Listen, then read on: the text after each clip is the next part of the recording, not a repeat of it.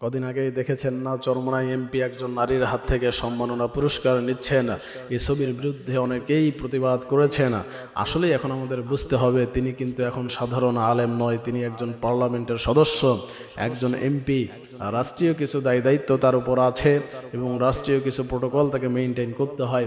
তো এগুলো মেনটেন করতে গিয়ে 5 বছর ধরেই এরকম নারীর সঙ্গে কাজ আরও করতে হবে। তো এগুলোর বিরুদ্ধে আসলে ফতোয়া দিয়ে তেমন কোনো লাভ নাই। যে কথাটি আমি বলছিলাম যে 5 প্রকার নারীর প্রতি পুরুষ সবসময় পাগল থাকে। 1 নাম্বার হচ্ছে আনুগত্যশীল নারী। যে নারী স্বামীর প্রতি তার পূর্ণ আনুগত্য প্রকাশ করে, ওই নারী যদি কালো হয়, ওই নারী যদি বেশি সুন্দর না হয়, যদি লম্বা না হয়, বেটে হয়, এই এমন নারীর প্রতি পুরুষ সব সময় পাগল থাকে। এমন নারীকে পুরুষ ছাড়তে চায় না। আর যেই নারী আনুগত্য স্বামীর প্রতি প্রকাশ করে না, প্রদর্শন করে চলে না, ওই নারী সুন্দর হলেও শেষ পর্যন্ত সম্পর্ক ডিভোর্সে গড়া হয়। নবীজি বলেন, কোনো স্ত্রী মারা যাওয়ার পর তার স্বামী যদি এই সাক্ষ্য দেয়, আমার স্ত্রীটা ভালো ছিল, আমার প্রতি আনুগত্য প্রকাশ করে চলতো, আমার স্ত্রী সুন্দর ছিল, এইভাবে যদি ভালো ভালো সাক্ষী দিতে থাকে, কিয়ামতের দিন আমার আল্লাহ ওই নারীকে বিনা হিসেবে জান্নাত দিয়ে দিবেন। আর আনুগত্যশীল নারীর প্রতি আমার আল্লাহ খুশি থাকেন। 1 নাম্বার গুণ হলো নারীকে আনুগত্যশীল হতে হবে স্বামীর প্রতি। 2 নাম্বার হলো যেই নারীরা স্বামীকে প্রপার সম্মান দেখায়, স্বামীকে সম্মান করে, ওই নারীর প্রতি পুরুষ সব সময় পাগল থাকে, ভালোবাসা দেখায়। অনেক নারী আছে দেখবেন সকালবেলা কেজি স্কুলগুলোতে গিয়া একসঙ্গে বসে আড্ডা দেয়। আমার স্বামীটি একেবারে ছাগল, কিচ্ছু বোঝে না, স্বামীকে সম্মান দেখায় না। এই 1 বছর আগে আমাকে 3000 টাকার দামের একটা শাড়ি দিয়েছিল, 1 বছর পার হয়ে গেল, কোনো খবর নাই। এই মরার বেটা সারা জীবন আমাকে কিছুই দেয় না। এইভাবে অকৃতজ্ঞ হয়, স্বামীকে সম্মান দেখাইতে পারে না। অথচ স্বামীর সম্মান কত বেশি। নবীজি একবার পাহাড়িয়া রাস্তা দিয়ে চলছেন, পাহাড়ের ভেতর থেকে একটা উট আসিয়া নবীকে সিজদা করে চলে গেল। সাহাবীরা বললেন, ইয়া রাসূলুল্লাহ, একটা উট আপনাকে সিজদা করে ধন্য হয়ে গেল, আপনি আমাদেরকে অনুমতি দেন, আমরাও আপনাকে সিজদা করে ধন্য হয়ে যাই।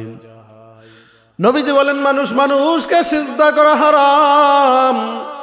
যদি মানুষ হয়ে মানুষকে সেজদা করার পারমিশন থাকতো, ও অনুমতি যদি থাকতো, তাহলে দুনিয়ার সমস্ত স্ত্রীদেরকে অনুমতি দিতাম, তারা যেন তাদের স্বামীর পায়ে সেজদা করে। সুতরাং স্বামীর সম্মান কত বেশি। স্বামীকে যেই নারীরা সম্মান করে, দেখতে অসুন্দর হলেও স্বামী তাকে ধরে রাখতে চায়। 3 নাম্বার হলো যেই নারী নিজেকে সুন্দরভাবে ড্রেস আপ করে স্বামীর সামনে নিজেকে প্রেজেন্ট করে, স্বামীর সামনে নিজেকে তুলে ধরে, এই স্ত্রীর প্রতি স্বামীরা ভালোবাসা দেখায়, এই স্ত্রীর প্রতি স্বামীরা তাদের আগ্রহ প্রকাশ করে। অনেক স্ত্রী আছে দেখবেন, রান্না করতেছে, স্বামী বাহির থেকে আসলো, একদম ভেজা কাপড়, নোংরা কাপড়, কোনো প্রকার না সাজিয়ে নিজেকে ওইভাবেই স্বামীর সামনে উপস্থাপন করে। স্বামী ওই স্ত্রীর প্রতি আগ্রহ হারিয়ে ফেলে। কেন মা, স্বামী বাহির থেকে আসছে, তুমি নিজেকে একটু সুন্দরভাবে সাজিয়ে সুন্দর পোশাক পরে স্বামীর সামনে যাও, সেটা করবে না। দেখবেন যে স্বামীর সামনে নোংরা কাপড়, পচা কাপড়, দুর্গন্ধযুক্ত কাপড় পরে স্বামীর সামনে নিজেকে তুলে ধরলো। আর বাহিরে যখন যায় মেকআপ লাগে এমনভাবে আটা ময়দা মুখে মেখে বাহিরে যায়, ওর দিকে তাকালেই কেমন জানি বমি আসে, মনে হয় হায় হায় হায়, এগুলো কি মুখে দিয়েছে। ন্যাচারাল বিউটি ঢাকা পড়ে যায়।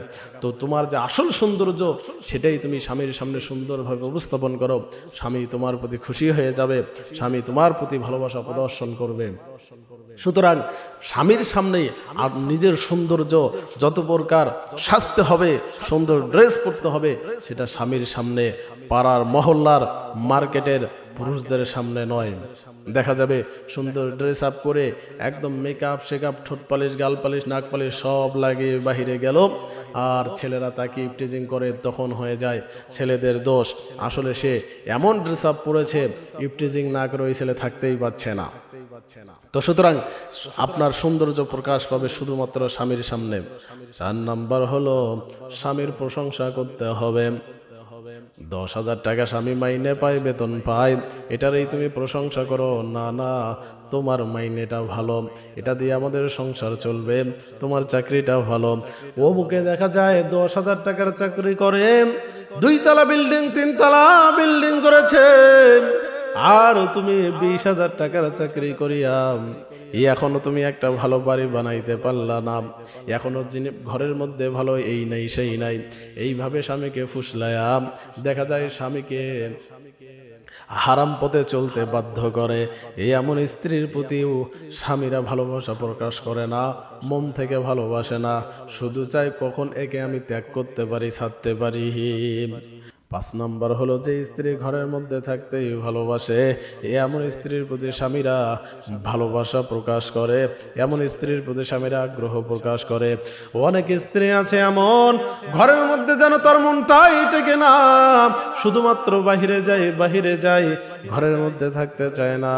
স্বামী ঘরের মধ্যে শুয়ে আছে, সে চলে গেছে পাড়ার ভাবির কাছে, অমুকের কাছে, তমুকের কাছে গিয়ে গল্পে মজে আছে।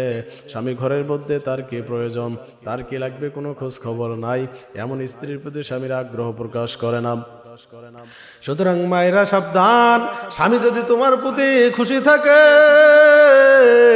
আল্লাহ তোমার প্রতি খুশি, নবীজিও তোমার প্রতি খুশি, বিনা হিসাবে পাবে জান্নাত। আর স্বামীকে যদি নারাজ করে ফেলো, জাহান্নাম ছাড়া তোমার উপায় নাই।